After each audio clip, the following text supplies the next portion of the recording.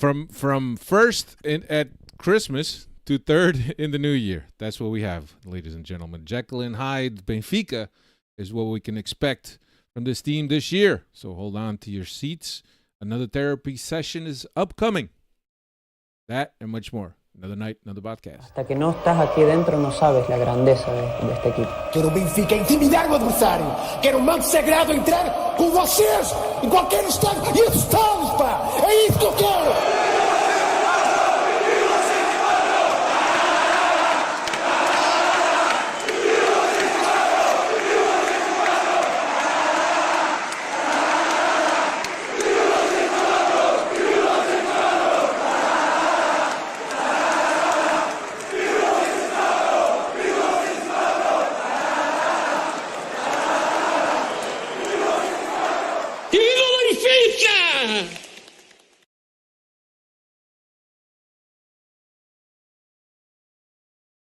What's going on, everybody? Welcome to another edition of the Talking to the Law Benfica podcast. My name is Alfredo Fumaças.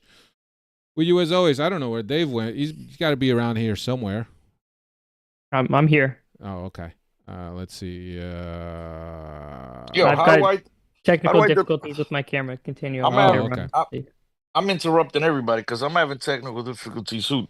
Also, how do I delete the message I put on the chat? Because I meant to say meus amigos, and I put men's amigos. No, you men's can't. Amigos, I don't think you could delete it. I think you can. I don't think you can delete it. So I did right here. Remove. Alfredo. Tu não percebes nada destas coisas. É possível. Yeah. All right. So get back to the pod. Get back to the pod. Welcome. 545 is what we're up to tonight. Obviously, we're recapping the Sporting game, and sorry for coming in a little late, but New Year's Eve and whatnot, and festivities and whatnot. But here we are. Better late than never. With me as always, Cristiano Oliveira. Como é que é, Cristiano, amigo? Happy New Year, Alfredo. Happy New Year to all the Freddies. Welcome to another edition of Benfica Podcast. Year 2025. We're going to be like 2058 and we'll still be here. Welcome 2058. But yeah, welcome. Make sure you smash the like button.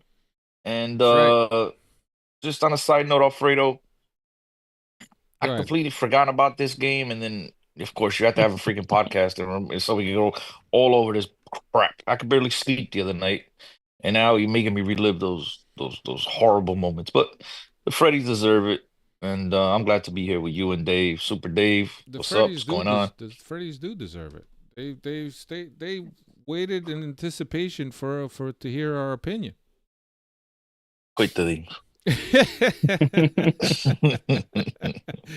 Yeah, so Dave's also with us. What's up, Dave? Dave de Oliveira. What's going on, Alfredo? Chris, Freddy's good to be back. I'm with you, Chris. I already tried to bury this game back in my mind, so didn't want to forget about it and bring those negative thoughts into 2025. But here we are, as Steve used to say, another night, another podcast. So let's relive that derby tonight. Yeah, that's right, man. I know lately I've been saying this a lot more than I used to say it, but like, man, I love you guys. I love the Freddies. I love the interaction. I love doing this. I really, really, really do love doing this.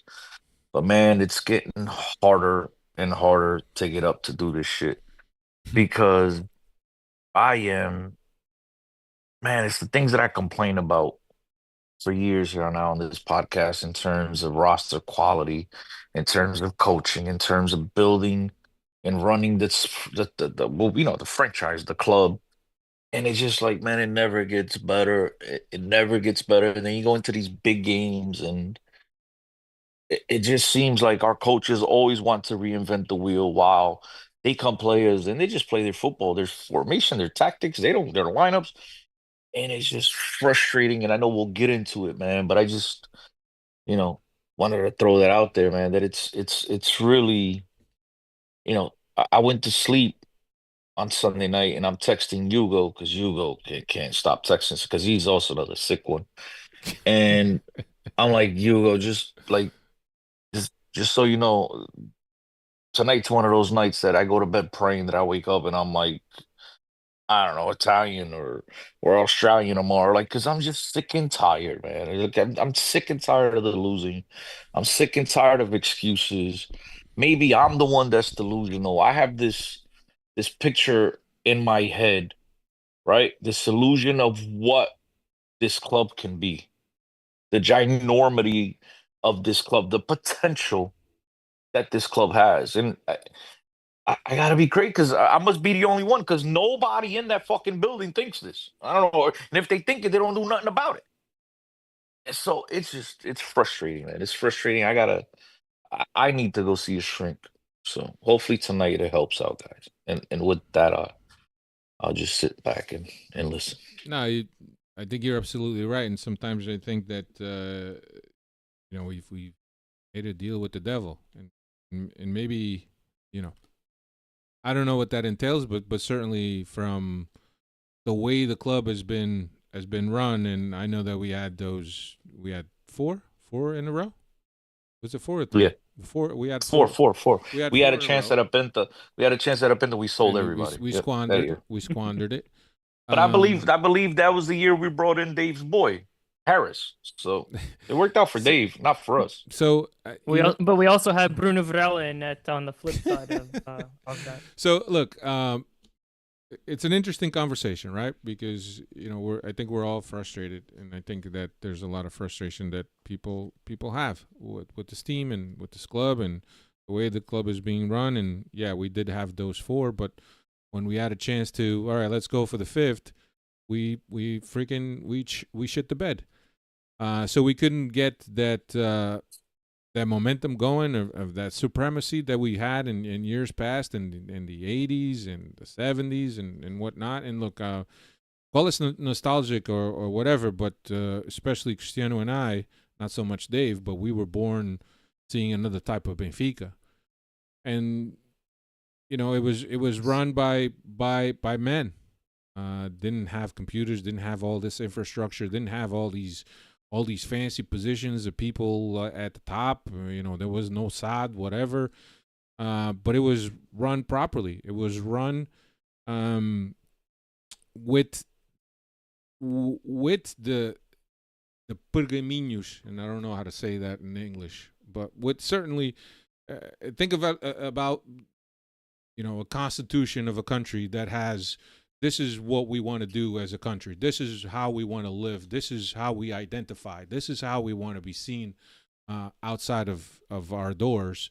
And Benfica was created by men with very strong values, very humble beginnings. The club has always been a supporters club, if you will, or a sócios. And it seems that we lost a lot of that. We lost a lot of that personality that the club had early on, and now we kind of see ourselves and from guy to guy and structure to structure taking over the club, and it seems that they have forgotten what the club is about, what the It's culture just of this club become a is about. business, Right. Alfredo. It's become a business. It's no longer about building the best squad. It's about bringing up kids to sell. It's about going to buy players that have a huge a margin for us to profit off of them. It's no longer about let's go get a player, regardless of what his age is, because this is a guy that fits our squad Right. perfectly. Right. It's about no, let's go spend money on this Sipu because if we could prune this guy and get him to blossom, we could turn around and sell him for a shitload of money. Yeah. And that's not what Benfica Right. is. I mean, I think Benfica should always be a combination of a little bit of everything. There are players on the market that make all the sense in the world to be playing for a team like Benfica, but Benfica won't even look at them. And it's like we gotta go into these games with a bunch of monkeys, and the fan base idolizes half of these guys that don't even have the worth or the value to play, or the quality, I should say, to play at a club like Benfica, and yet they're starting. And then when I come on here or on Twitter, or I mean, Alfredo, we've been doing this for a while now. Yep. Come on here and I say these guys, and then I gotta get stick because I'm a hater. No, I'm just a realistic SOB, and some of you guys are just fans. You know what I mean? And when you're a fan, you don't see any harm in anything. And I'm a fan, but I'm not a blind fan. I'm realistic. When a guy is good, a guy is good. When a guy sucks, hey, listen, for me, there is this huge expectancy, right, of what a Benfica player should be and is. You know what I'm saying? The quality of a Benfica player, to wear that shirt, it can't just be any other player. It's got to be a quality player. I use this term with you, I think, off the air, and I've used it with all my friends over the last few months.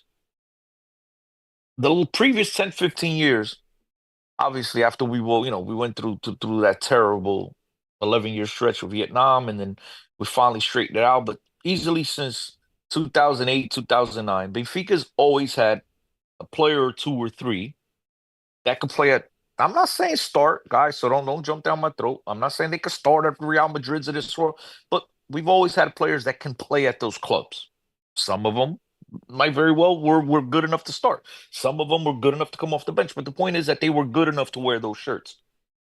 You look at today's roster. Who do you have on the team right now that you can say that can play at those clubs? That could play at the top tier clubs?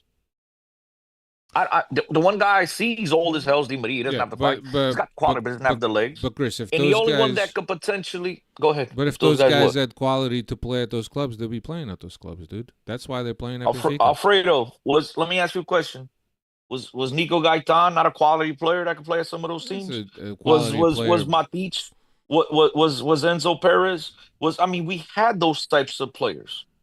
Now, I'm not saying that those guys, obviously, they at some point they went about their business, but we had them. But we don't even have those guys. But let's not forget that it also, yes, that the talent is there, but for them to really flourish and to play at the best of their abilities, you also need a coach that can bring that out in them.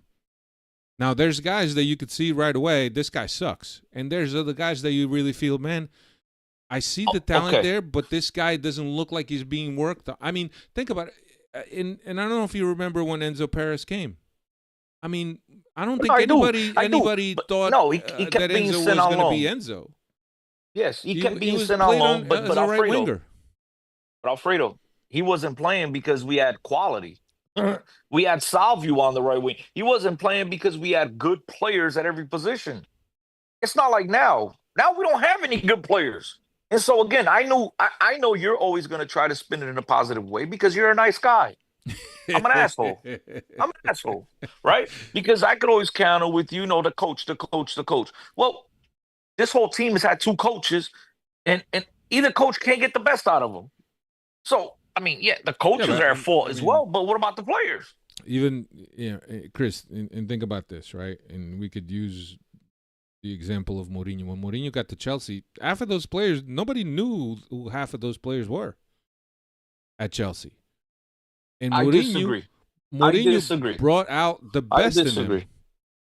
If you didn't know who Didier Drogba was, you didn't know soccer. If you didn't know who Arjen Robben was, you didn't pay attention to Real Madrid. If you didn't know who Damien Duff was before Arjen Robben got there and what he was doing in the EPL, you didn't pay attention. If you didn't know who Joe Cole was, you didn't pay attention. I'm sorry to disagree with you, Alfred. If you didn't know who Ricardo Carvalho was, who turned out to be one of the best center backs, you didn't pay attention. You didn't know soccer. No, but they didn't become the household names without the help of a coach.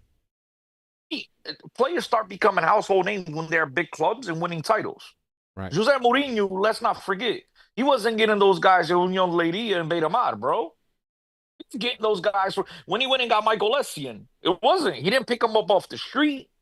These guys were all top players already. That I think the biggest thing that Jose Mourinho did was he was able to gel all these guys. And yes, he coached some to the max of their potential. It's like there's players that played for him that were great players. Like a Shevchenko was a phenomenal player with AC Milan. Ballon d'Or and under him could not play. Mourinho's had some of those as well, but majority of those guys were all excellent. Chelsea wasn't spending record bolts of money on a bunch of sipping. Now, if you didn't know half of these, and I'm not saying you, I'm saying in general, if you didn't know who these players were, you weren't watching world football. Because Jose Mourinho wasn't going to Lithuania to pick up players. He was, he was getting the players from the best leagues in the world. He was just able to gel all these guys together and make them all believe in and this team believe that we all roll in the same direction, it's rowing in the same direction, we're stronger. That's what he did. I mean, but I listen, Jose Mourinho, whatever is another story. It's got nothing to do with Benfica right now. Yeah. Mas é Well, parte disso, bro. É parte or disso. We maybe have players he on this does. team that we have players on this team that don't belong on this team. No, and And I don't to disagree get with you, back Chris. to tie this back to this weekend's game against Sporting, uh, some of them were found out. And it's in these games that I often come here on this podcast. And this is why, Dave, I know you weren't around yet, but this is why I came up with the term monkus, because it's really easy to look good in those games against those smaller teams. And it's in these big games that you see who belongs, right? And this weekend on Sunday, some players were found out. And finally, maybe the fan base finally opening up their eyes. Maybe the club's finally opening up their eyes. And you know what? The good news is that it's halfway of the season and we're in January and some things can start happening right now, at least throughout the whole month. But let's tie it back into Sporting. Yeah, I don't know where I was, but we could rein it back in. Yeah. Yeah, so the Sporting game, and I know as painful as it is for us to kind of remember what went on there, but I think that we need to talk about this. I think that this club needs a fresh breath of air, all the way around, not just the players, not the coaching staff, and president, everyone from the bottom all the way to the top. I think because as Benfiquistas, we put in enough time and sacrifice enough of our lives to follow the club that we love. But I think it just becomes frustrating because we really feel that the people that are in charge don't know what this club is about and don't do anything to bring back the club to the reputation that the club has worldwide, not only in Portugal but worldwide. And I think it's sad. It's sad that we have won a couple Portuguese cups in 30 years or whatever it is. That we struggle, that we have these years, these magical years, and then we can't put a run together. And it's just it's just one of those things that it's sad. And like Cristiano said, it's getting really, really fucking tiring of coming on here and having the same conversations over and over. And and a lot of people could say, oh, it's only one game, we're in third place, we're still within distance of Sporting and whatnot, but you don't understand. This is the game, not one game. This is the game. It's in history, right? And you could argue, and Cristiano will argue this, right? In history, this is our biggest rival, is Sporting. Lately, in modern times, our rival is another club, right? But in history, throughout history and throughout the club's history, this is our biggest rival. So whenever we play Sporting, this is the game. And I'm sorry, I just there's something about this game that kind of rubs me the wrong way. And I'll give you the Bro, line. their house was on fire. Yeah, well, let me give And you we the go into their stadium and with the ultimate respect. Go ahead, yeah. continue. Sorry. No, let me give you the lineup, and then we could talk about the approach and everything. Trubin, Bar, Araújo, Otamendi, and Carreras across the back. Tino, Koksu, Auschness in the middle. Di Maria and Artur Koglu on the wings, and Amdouni up front in place of Pavlidis. And something that I remember saying to you guys last week, is there a way that Pavlidis is taking over? Amdouni is taking over for Pavlidis, and here was your answer. And I don't know if it was part of the game plan or not, but certainly Amdouni has had more of an impact than Pavlidis has had and getting the starts. But yeah, as Chris mentioned, house is on fire. Has a coach that's been there for 3 days, that had three training sessions with these players. And we go in there, and one of the things that I mentioned on our preview is like, we got to go in there, get right on top of them, take the crowd out, and then really pound it to them. And it was completely different. It was Benfica that, I don't know if it was intimidation. I don't know if it was Benfica just waiting on Sporting to make a mistake. I can't understand the attitude that we go into this first half with. I just can't. Chris, This is the attitude we go go ahead, into Dave. in most of these big matches against Sporting or Porto or even in the Champions League. It's like we have to get punched in the face first.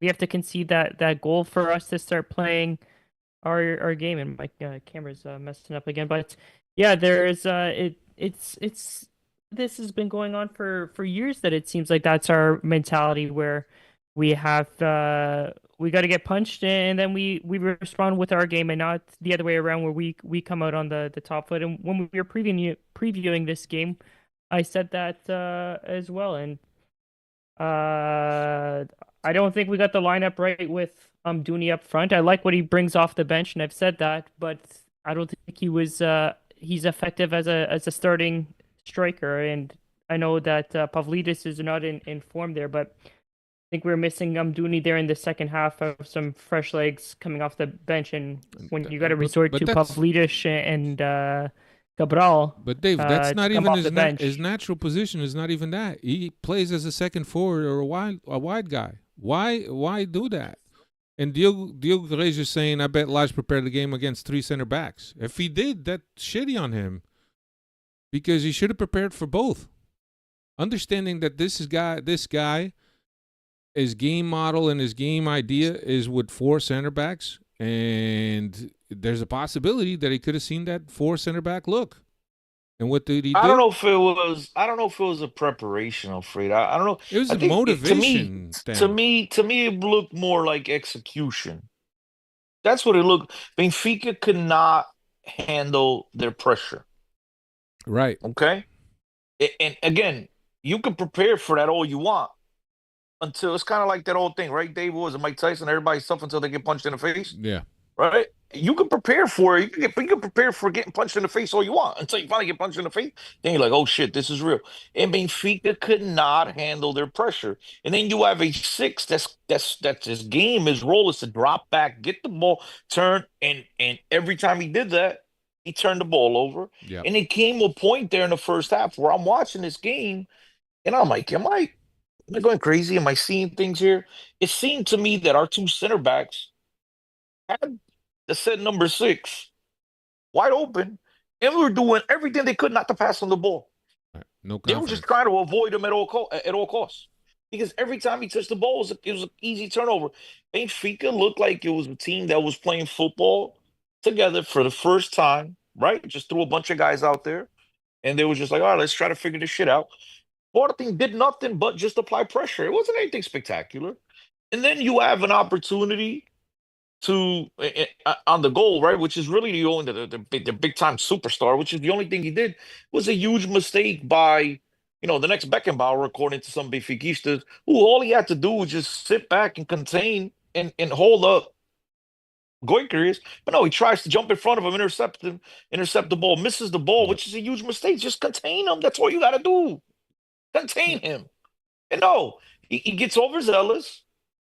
Jumps in, misses the guys in, and all of a sudden, again, another goal, which is a carbon copy of the first goal last year, which is get deep into the box, cross it back into the second post, and it comes, what's his name? Not Kenda. What's the other kid's name? Jenny. Here comes Jenny, tapping it in. 3 goals against Benfica in his last 2 games. My man looks like a superstar. And so, again, you can sit here and pinpoint whether he was preparing for 3 at the back, whether he was prepared for 4-3-3 or 4. I mean, listen, at the end of the day, this coach plays a 4-3-3 system. Nobody really knew what he was going to do in this game. And to his credit, I see Diogo saying he was just the out-coached our team. I disagree. I think he played it simple. He didn't go in there and try to reinvent it. He said, look, I don't really there's a lot of guys injured. I don't really know everybody, right? Because obviously he's been coaching another team. He knows what, the bare minimum of every player, because every player is going to come in and have his own thoughts and favorites and whatever. And he just said, look, let's, keep it simple, a 4-4-2, and go from there. That's all they did. But Benfica gave him 45 minutes. Benfica could not come out of their own half with the ball in their feet. Yeah. But it's not. That was as bad as half as I've seen in a while. So you can blame the coaching all you want. I get it. And look, the coach is obviously part of the team, and he's the one that sets the team and sends the team out there. So of course he's at fault. But what about these players that we all swear they're so great? Yeah, but Chris, they can't deal with pressure. Is not the first time that teams have pressed us high, and we've had challenges with it. It's not the first time, and every team knows that if they press us high, we can't come out of the back, we can't transition, we can't hold the ball. But that's happened with two different coaches now, Alfredo. Right. So what's So as a coach, what's what the do you one do? common denominator? What's the one common denominator? Players. What's been there all along? The players. But as a coach, you got to come up with solutions to put the players in a position to win. You do, but I mean, you can't draw up a player in a machine, bro. You got to work with what you got too. And look, he did. And to his credit, this game, I think. Look, we could all sit here, and if I really want to sit here and criticize him, I could in terms of Amdouni. But I did say on this podcast a few weeks ago, right? We all talked about it, that it's a matter of time before Amdouni supplants Pavlidis. But again, the one aspect that I'm upset about this game and using Amdouni in the starting lineup is that Benfica's secret weapon over the last few months, it's been Amdouni off the bench, right? Right. That's been the one thing that's changed the game. And not that Amdouni played bad, right? But again, the whole team was just bad. Like, not the whole team, but the majority played bad. So when you play okay, you stand out, right? He wasn't terrible. He had that one chance where, you know, if he could have only kept it lower, you know what I mean? Maybe we would have tied the game. But whatever. Amdouni wasn't bad. Amdouni wasn't the problem. The problem was once you took off Amdouni, that's what I think the problem was. Yeah. Because once you took him off, you brought in two Simples who did nothing. Where if it had been the other way around, you're bringing in Amdouni and he's changing the game with his hustle and his, you know what I'm trying to say? The other guys came in and did absolutely nothing. So I think the problem with Amdouni was once you got him off for the other guys, they added nothing. They came in, 75th minute, whatever it was? They did nothing. So you had your change your pace. You had your wild card off the bench, who now started, and you brought in guys off the bench who looked like it was just another walk in the park, bro. Not like it's a Clásico, a derby. None of that. Forget it. No, it's just another game, a walk in the park. Yep. Just running through the first half real quick. I mean, you've heard us. Benfica was very poor in the first half, and had it not been for Trubin with a couple good saves, it could have been 3-0 at the end of the half easily.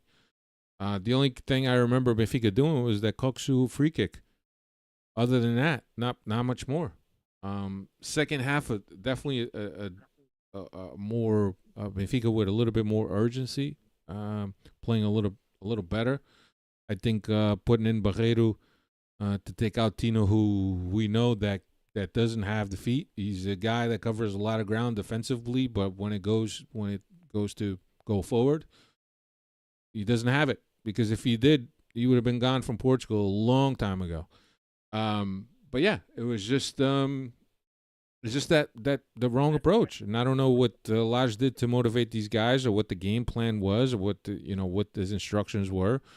I know that both Otamendi and Di Maria came out at the end of the game and said that we had a really crappy first half, and Lage on his press conference says that no, he didn't think he had a shitty first half. So go figure it out. But I mean, I don't know. I just can't stand it. And the thing is that understanding that the attitude was different and the approach was different in the second half, we just don't have enough, like we haven't had all season, to turn things around. There's been times with teams that you're watching the team and you're like, oh, they got this. But no, they don't have it. This year, it's just this team doesn't inspire confidence. And I don't know if it's coaching, and it may very well be what Cristiano mentions in terms of the common denominator being the quality of the team is just not good enough. You don't have game breakers. You don't have players that make a difference. And last year, we talked on this podcast so much when criticizing Roger Schmidt that it was the individual performances, the individual brilliances of Di Maria and Rafa. That was the difference. And now this year, you have Di Maria, no Rafa. And so you got Di Maria alone. At least last year, you had two players. Yeah. This year, you have nobody. So that's what it's about. At the end of the day, you could send. I mean, look at this roster. We all want Lage to rotate. Yeah. Right? Artukulu looks like he's dead. He needs a week vacation in Punta Cana. Yep. Right? Well, who are you going to play? Well, I mean, you could give Rollheiser a chance. But coach doesn't value him. doesn't rate him. Same thing with Shaldrup. I've seen everybody. It seems like the Cartilla was out this week. Everybody on Twitter, all of a Prestiani. sudden, Shaldrup, this great star, right? What's Shaldrup done? I get it. He's played very few minutes. But bro, when you come in with effort, come in with garra. Come in like you mean it, bro. You know you're getting very few minutes. Come in and bro, all you gotta do is sprint for 15 minutes, Prestiani right? does that. Cristiani's been hurt, and again, at the beginning of the season, I said it here. Like the player, I like his future. Don't think he's ready. And I can't say I've changed my mind since because he hasn't played much. So if he wasn't ready before, he's not going to be ready because he's off the field. So I mean, he's a player that is still green, that is still raw, that needs to develop. And I get it. They're only going to develop by playing. But it's not going to be against Sporting. You're not going to be giving these guys a chance against Sporting. So I mean, his options, what like just look at it on the surface. Look at it for what it is. This team does not have many options that you can rely on. I mean, so much so, guys, that for Christ's sake, he keeps playing fucking Cabral, and Cabral does absolutely nothing. But that guy keeps playing. I mean, he's got no choice. Who else does he have? And I know you mentioned Rojas, Prestiani, and Shaldrup. Those are three options off the bench that two I don't think are ready, and one I don't know. Maybe like I don't know. I don't know what his problem with Rojas is. I've seen. I think Rojas is a little slow. Me personally, me. But I'm not the coach, so it don't matter what I think. I'm just giving you my opinion. And maybe he feels the same way because he doesn't play him a lot. But the other two kids clearly aren't ready.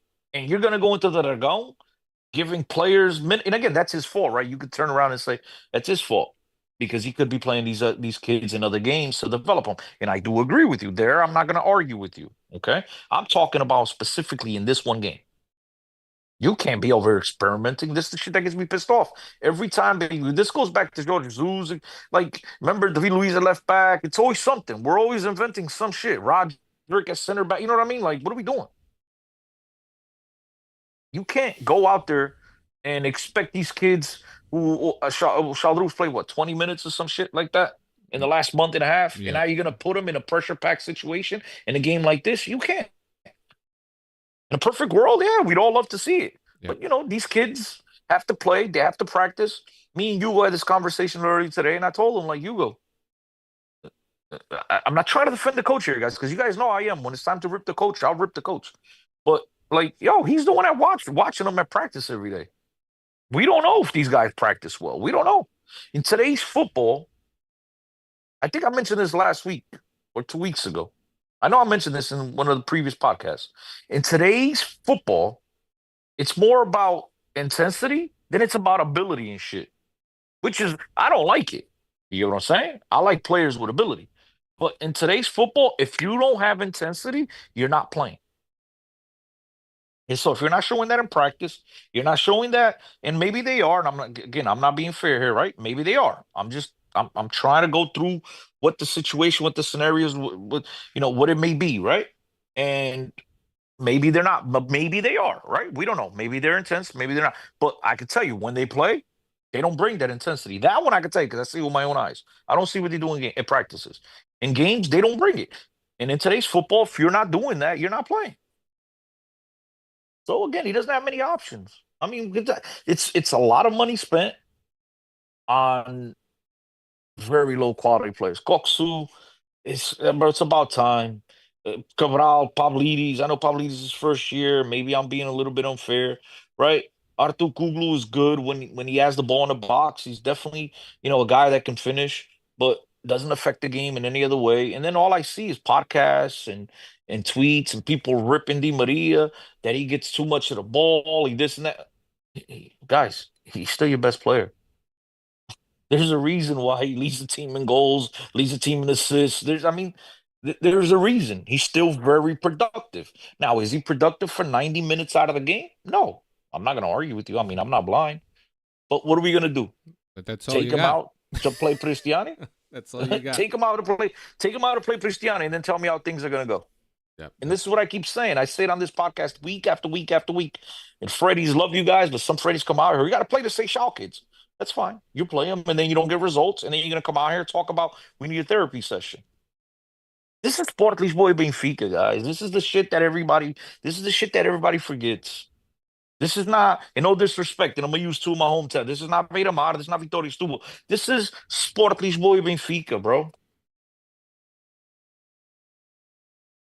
You know, Yep. isto não é para todos. Isto não é para todos. I get it. This I ain't, think you that know, oh, knock at the door. First one on the line gets in. Oh, you don't know, you scratch a lottery ticket. No, no. This is Sport Lisboa e Benfica, Yep. bro. Yep. And they need to start treating this like it's Sport Lisboa e Benfica. Yeah, and you often This is no co-ed club. and you often hear stories of guys that that once upon a time played for Benfica, and as youngsters they would come into the locker room, and they would be in the presence of these gigantic personalities in terms of what they mean to the club. Humberto Coelho, Eusébio, Colunas, and these guys coming through, they respected these guys. I mean, they would barely look at them because they were just so in awe of the personalities that they were and what they have done for the club.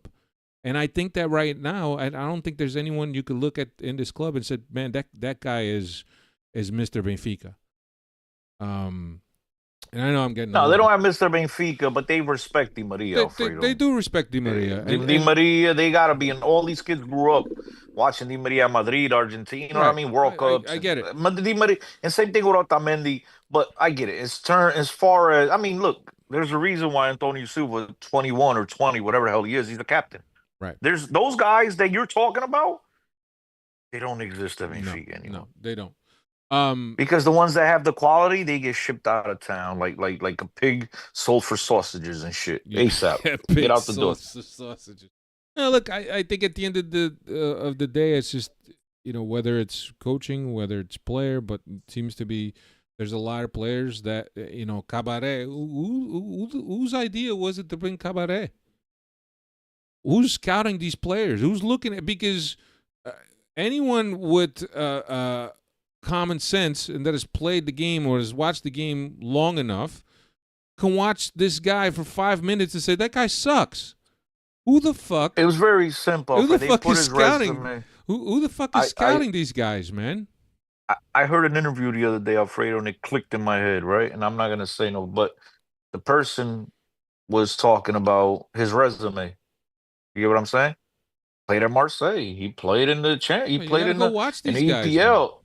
And again, he played, but I guess you didn't watch the video. You just, you know, like when you put a resume in front of somebody, it looks real good. You know what I mean? Hey, listen, played at Marseille, of course. That's awesome. Played in the EPL, full seat, 40, 30, 40 games, whatever the hell he played. Man, this player, but you gotta the go most watch important him, bro. part, though, the most important part is the eye test. That's the one that's the test that matters. And apparently nobody went to see it. Yeah, I mean, you have to see these guys in action. I mean, you got a network of scouts throughout the world. Don't tell me that you don't have an hour, 2 hours to go watch a couple of this guy, a couple games that this guy's played in. He's a national team player. I mean, whatever nationality, I forget what nationality he is. Ivory Coast, maybe. But even these days, like you have systems, video systems, that you could scout practically any player around the world as long as he plays professionally.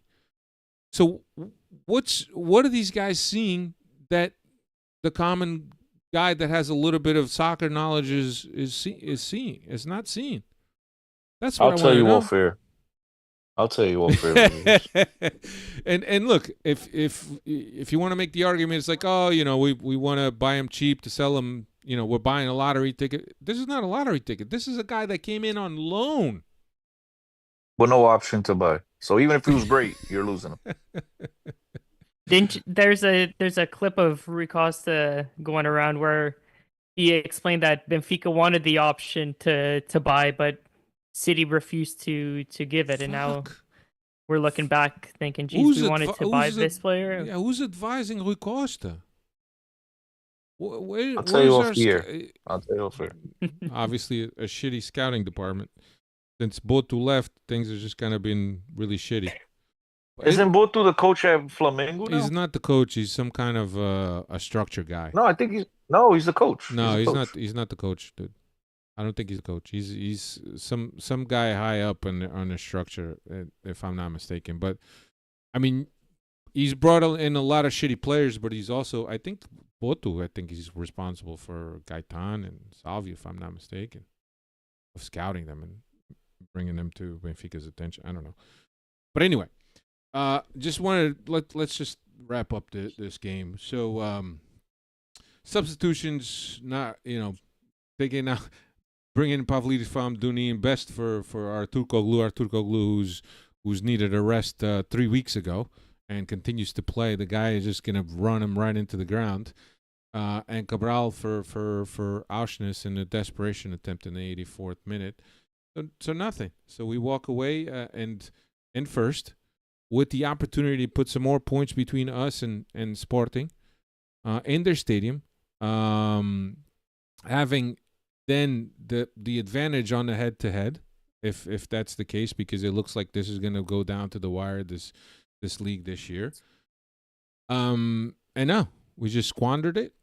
We let ourselves get passed by Sporting. We let ourselves get passed by Porto. And now we're in third place. We lost the head-to-head because now we've lost it to Sporting. And this is the situation where we're in. Botu is the new sporting director at Flamengo, by the way. And So my bad. And the thing is that you kind of want to criticize Lage. I think some people that'll be the easy thing to criticize Lage, but also what is he working with? Right? That's the other thing we got to look at. What is he working with? Is it enough? Because sometimes I myself, I'm watching a game and I'm thinking, who can he bring in to make a difference? Or what kind of adjustment can he make to make a difference? And I'm telling you, sometimes I'm left scratching my head, wondering who the fuck could come in and make a difference. And it just speaks about the quality of the players at the club. So, but anyway, Dave, I know that Cristiano has spoken a lot, and I have too. Some parting thoughts on this game and then stats if you have them. Parting thoughts. You guys pretty much nailed the nail on the head. I'm trying to think if there's anything that we missed. I know with the substitution with right at the second half, Florentino coming off and Barreiro coming in. Do you think that's something? I'll ask that for both of you guys. Is that something that we look at going forward, starting Barreiro instead of Florentino in that position going forward? Not to say that that's any better, but he did bring more going forward than Florentino did in that first half. And Barreiro was, from what I remember from the game, he was one of the better Benfica players in the second half. But I think he looked like Frank Rijkaard next to Florentino. He looked like Rijkaard, bro. Come on. No, it's just when you compare the two side by side, I think there's some things that one does better than the other one, but I don't think there's much of a difference between both of them. Bro, the crazy thing, and you guys haven't even touched on it. In the second half, yes, when he came in, was Koksu was playing the 6. He was playing the 6 in the first half also, Chris. Auschwitz was the guy that was up ahead and trying to press.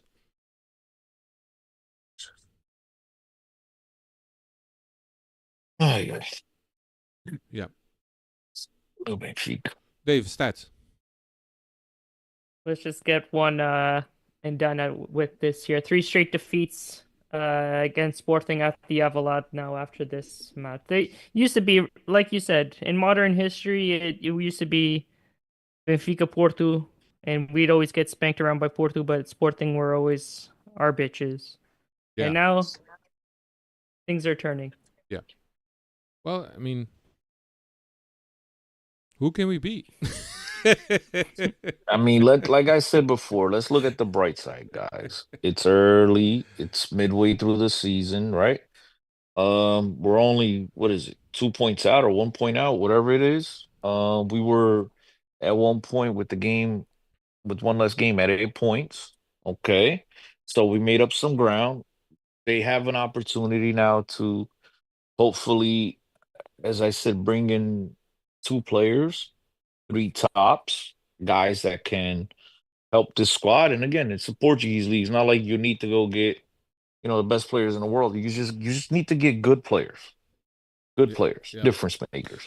yeah. And The we can still be celebrating at the end of the season. the winter transfer market is coming up. Also, don't forget this is we just entered an election year. Today's the second day of 2025. In October there will be elections. So there's a lot of things that Rui Costa could do in order to save his hide. I don't know how much he could do, but certainly doing something in the winter transfer market would be optimal if you want to get this team to the next level. If you want to give Lage some players that he could work with, I'm sure that Lage has already given a list. Look, I need this guy. I need another depth player here. So we'll see what happens. But before you could take a breath, Braga doubleheader. First game is on the 4th, which is what, Saturday, Dave? Yeah, Saturday. 1 Yeah, p. Benfica. Go over that schedule, Dave. Alfredo, sorry. I just No, or Alfredo. I have the Go schedule. over that schedule. That I schedule's crazy. I Every have the 3 days. schedule. My God, I have it's the schedule. shotgun action. I have the Go ahead. schedule. So we'll start on the 4th, 1 p.m. For the league. On the 8th, so 4 days later, we have the League Cup semifinal at 2:45, also with Braga. If we And then win, if you win that, then you you go play play the right final, away. right? Which is what, 3 days later? Which Yeah, maybe 3 days yeah, later. it is because they play that Final Four stuff, right? Yeah, So yeah, it's 3 3 days days later. later. Then you're at Farense. You host Famalicão. Then 3 days later, you and then you host Barcelona, Barca. 3 days. You go to Casa de No, but give the days Pia. as well. But Here, I Alfredo, got the Go ahead, days Dave. if you Go need ahead, Dave. the days. But so Farense on the 14th, a Tuesday. Famalicão, Famalicão on a Friday on the 17th. 17. Barcelona Tuesday the 21st. At Casa Pia Saturday the 25th, and then in Torino against Juve on the 28. 29th, Oh, 29th 29. Yeah, so Wednesday. every 3, 4 days you're playing. It's the whole month. It never stops. 3, 4 days you're playing. So it's gonna be a crazy month. Yeah. As we And, talked about on and here, the guy doesn't trust any of the bench. Ay, yeah, Jesus. you may very well blow out Di Maria in the process. No, especially with his trips to Argentina and back. No, I'm joking. I'm joking. I'm joking. Thank God I'm he's just not doing trying to that. start. But Artur Koglu, like I said, he looks like he's needed a rest 3 months ago. What's going on? I think that this January is gonna define a lot of things for Benfica. I think the Champions League with Barca and Juventus towards the end of the month. This League Cup which is also something that we aim to win. It might we might not even get past Braga now. You got a doubleheader with Braga now. Calm. Calm.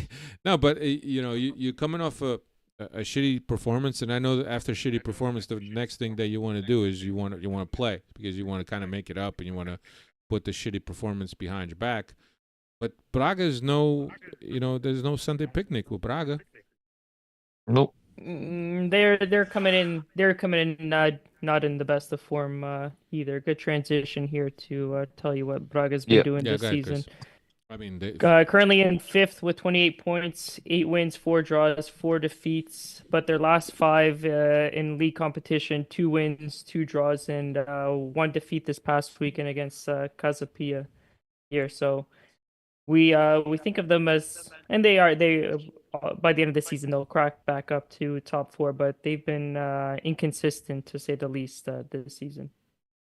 Yeah, but still, I think that Braga has talent enough to give Benfica a run for our money, and I think that if you can bet on one of the Hortas that's going to score. You know what I mean? That's yeah, either Horta or João Moutinho. yeah, he's still there. The old man's still there. Yep, but it's not going to be easy. But yeah, we're already in January. Transfer window is open. Let's go. Let's go, Rui Costa. It's election year. Pull a move like Luis Felipe Vieira and spend us some money. Cavani's coming in January. Yeah. I don't know. I don't have much else, to be honest with you. I just wanted to come over here because I know the Freddies wanted to listen to us. Yeah, we Right. we didn't really read any of the comments. Freddie, we didn't say what's we up. didn't. We apologize today, guys. It So was just one of those things. And Happy New Year to all you guys. Happy New Year, Neil. I saw that Neil wished us Happy New Year. So Happy New Year to Neil, Bilak, Diogo Reis, Jason Gaidola, Joe Hogan. yeah. You know, I know that Chico Marcelino was here earlier. I don't know if he's still here. Manuel da Cunha. You know, but we live to Yeah, fight if you guys another are day. down, bro, just be thankful you're not as grumpy as Cristiano Oliveira. Okay, could always be as grumpy as I am. So thank the good Lord. So that's that, man. And Manny Villadon was here also. But look, Man, showed up at the end. he showed He's up like at he's the like end. Cabral coming in to hit one wide. Better late than ever, man. Better late than ever. Exactly. But yeah, look, it is what it is, and you know, hopefully this Lash could right the ship with the right players, with a couple guys, a couple good additions, a difference maker in the midfield, a guy that could put the ball in the back of the net, maybe a right back. I'm not asking for too much. Chris, what would you go to the market for? A 6, a winger, and I mean, I guess now you need a right back unless you know what's his name, Thiago Araújo would be not Thiago. What's his name? Thiago, right? Thiago Araújo, Tomas. the one that's hurt, bro. Oh, That's hurt, and he's got that's out another for 8 another weeks, 8 dude. weeks. Okay, but he played right back unless they have an in-house option. But if This not, yeah, kid, they need. Leandro Santos, Yeah, he's there, but I don't know exactly. what. So if they don't have an in-house option, yeah, then go get somebody. But give me another playmaker. I need another midfielder, another center midfielder, preferably a 6. And I mean, you don't really need much else. I mean, it's easy to say go out and get a goal scorer, but realistically, you're not going to get rid of that. That's 22 million and 18 million. You're not going to get rid of these 40 million, combined. You're not going to get rid of these guys. It's not easy. So yeah, just midfield winger. Hopefully Atlanta picks up Cabral. Midfielder. Can't believe they rejected 15 mil for him, but yeah. So they must know Yep. something we don't know, like the scouting department. Anyway, get out of here, guys. Happy New Year, Freddies. Happy New Year to all our followers and the ones that don't follow us also. So, Happy New Year. I hope that 2020... Diogo. Go ahead. Sorry. Diogo Reis is saying they already said Santos is replacing Kabori. That kid is. And oh, my boy Gomes, Joãozinho Gomes So says, that's let's up at get this Nelson time. Smith. Yeah, but he's Joãozinho. He's not coming now. He's the team captain. He's gonna at the end of the year. Yes, okay. In July, I could very well see him coming to Benfica, but not now. He's not leaving. Yeah. He's not. They're not gonna let their captain just walk away on a free. They got a Portuguese coach who's gonna have a good relationship with him and stuff. All that good stuff. Portuguese So coach. I won't be Portuguese surprised. coach where, dude? What are you talking about? At Wolverhampton. Who's the Portuguese? At Wolf. Oh, Vitor Pereira, yeah, bro. you're right. Contigo. Nelson Smith is the captain? Andas a dormir, bro. he Yeah, is. tu andas a dormir, I haven't watched bro. enough Wolves games. Sorry. The Portuguese Wolves. Yeah, bro. But yeah, look, just wanted to wish everybody a happy new year, and I hope that 2025 is much better than 2024. Thank you, everyone. Chris, Dave, always a pleasure. Thank you, all the Freddies. All the Freddies. Thank you, guys. Joãozinho showed up late. Thank you, Joãozinho. Now The next prime minister of Portugal. Now you could go to sleep. Yeah, now. Joãozinho, what is it, like 4 o'clock in the morning there already? He go to sleep nice and peaceful that he heard our voice. I think that's what it was. He was trying to go to sleep afraid and put us on. Oh, okay. It's like the lullaby. All right, guys. Take care, everyone. Later.